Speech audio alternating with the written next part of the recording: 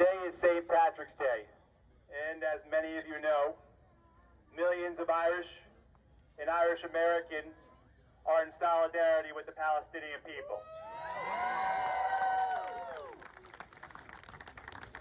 For many of us, this is personal. My grandmother was born in 1909 in County Tipperary, Southern Ireland. When she was 9 years old, in 1918, the Irish War of Independence began, and it began in her county. Her family were members of the 3rd Tipperary Brigade, and the 3rd Tipperary Brigade fought the British so that the British could not control Tipperary County. And in 1920, Winston Churchill sent a special unit to Ireland, and he sent that unit first to Tipperary, and that unit was the Black and Tans. If people are not familiar with the Black and Tans, the Black and Tans were primarily composed of unemployed British veterans of the First World War. They were described as half-drunk and wholly mad, and they committed mass atrocities against the Irish people. The goal was to break the spirit of the rebellion, to break the Irish people. But the Irish people didn't break. My family didn't break. And in 1922, the British Empire was defeated. Ireland, or most of Ireland, won its independence, and the British Army was forced to retreat. Now where did Winston Churchill send the Black and Tans to? He sent them to Palestine. So the very same units, the very same men that terrorized, that murdered, that tortured my family, their neighbors and friends, the very same units of men that burnt their homes, defiled their fields, slaughtered their livestock, did the same to the Palestinians. And what binds us forever, though, in addition to that, is just like my family, the Palestinians fought back.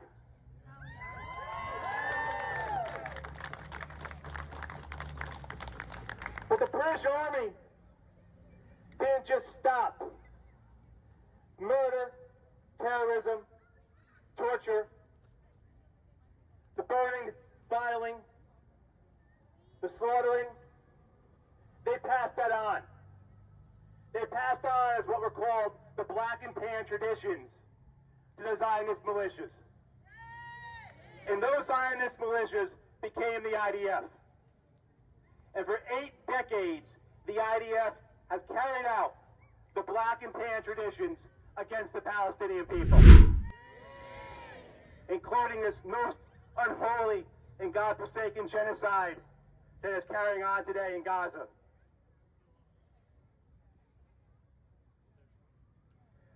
So we're not, as Irish Americans, we're not just in solidarity with the Palestinian people because we're opposed to occupation, to war, and genocide.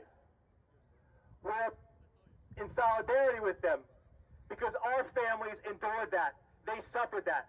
My grandmother as a girl lived through that. We also support the right of the Palestinian people to armed resistance. Not only because international law and natural law give them that right, but because my family fought back too. So today, if you see somebody wearing green, you say to them, "Where's your keffiyeh?" If they say Happy St. Patrick's Day, you say, "Free Palestine." And if they say Ergo Ba, Ireland forever, you say, "Viva Palestina." And those Irish Americans, if in their hearts they are staying true to the principles and beliefs of their ancestors, if in their souls they remember the actions and sacrifices of their families, then they too are in solidarity with Palestine. And if their they're not, well, they just don't know world history. They don't know their family history.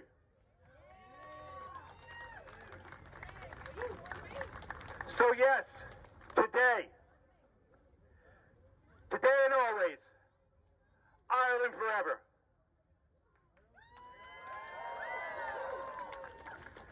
But as well, today and always, Viva Palestina, long live Palestine. Palestine's day will come. Free Palestine.